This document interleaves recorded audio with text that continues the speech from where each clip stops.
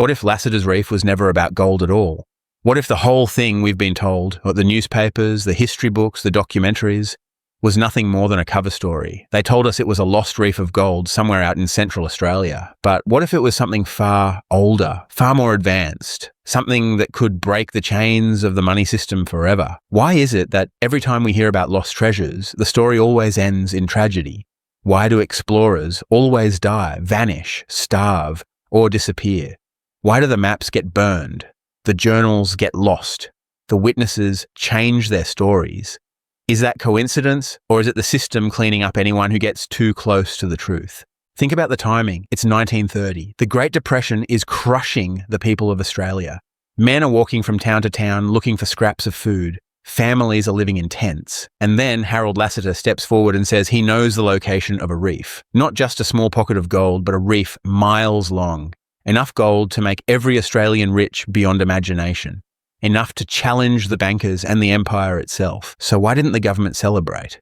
Why didn't the bankers send an army of men to grab it? Why did they treat him like a crank, while at the very same time sending a full expedition to follow him out into the desert? Do you see the contradiction? They mocked him in public while chasing him in secret. What were they really chasing? The official story says it was chaos. Lasseter and the team clashed. Camels dropped dead. Supplies ran out. Men stormed off in anger. And Lasseter, stubborn and obsessed, pushed deeper into the desert until he supposedly died of starvation near the Peterman Ranges. A sad little ending, a diary, a body, and nothing more. But isn't that always how it goes? Nice and tidy, the legend sealed in a neat little coffin. But let's ask the question nobody wants to ask. What if Lasseter didn't die? What if what he found wasn't gold at all? What if what he stumbled on as a young man in 1897 was the wreckage of an old world energy station?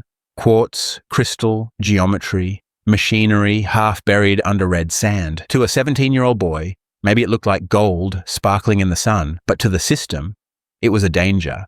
Because if the people of Australia discovered that the desert was hiding the ruins of free energy, the entire game of banks, empires, and taxes would fall apart overnight. And here's another question. Why do the Aboriginal accounts around the region speak of sacred places, shimmering rocks, forbidden zones? Why did they warn explorers to stay away from certain valleys? Were they protecting gold? Or guarding the remnants of Tartarian technology that their ancestors knew still pulsed beneath the earth? Think about quartz. Think about crystals. They channel energy. They vibrate with power. They've been used in radios, in watches, in technology we still use today. Now imagine an entire reef of quartz laid out in geometric precision, built by an advanced civilization before the mud flood. That wasn't just decoration. That was a grid, a power station, a machine tapping into the endless current of the flat earth itself. Could that be what Lasseter found? And if he did, why did the expedition fall apart so quickly? Were the fights and bad luck just natural disasters? Or was someone sabotaging the mission from the inside? Who wanted Lasseter silenced before he could stumble back into the ruins and show the world? And let's not forget, his body was only supposedly found. His diary supposedly recovered. Do you trust those stories? Or is it just as likely that Lasseter found the machine, activated it, and was transported out of this world altogether? Think about it. Beyond the wall, beyond the edge of the maps, beyond the reach of the empire. Isn't it strange how so many explorers share that same fate?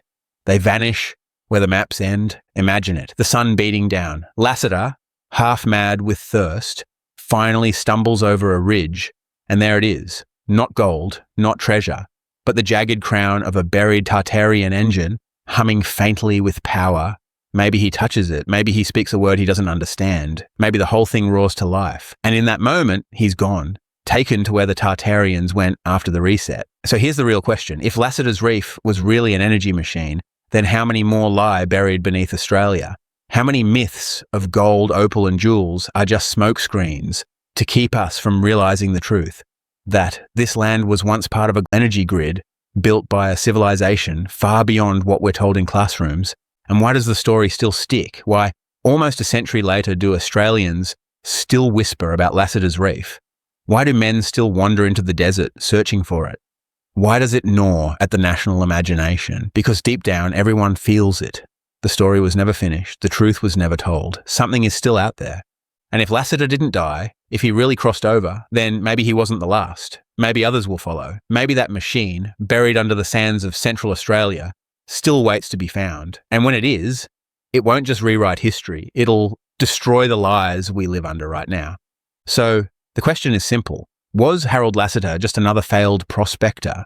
Or was he one of the last men to touch the technology of Tartaria? And if he was, how much longer can they keep the truth hidden before we finally uncover it ourselves?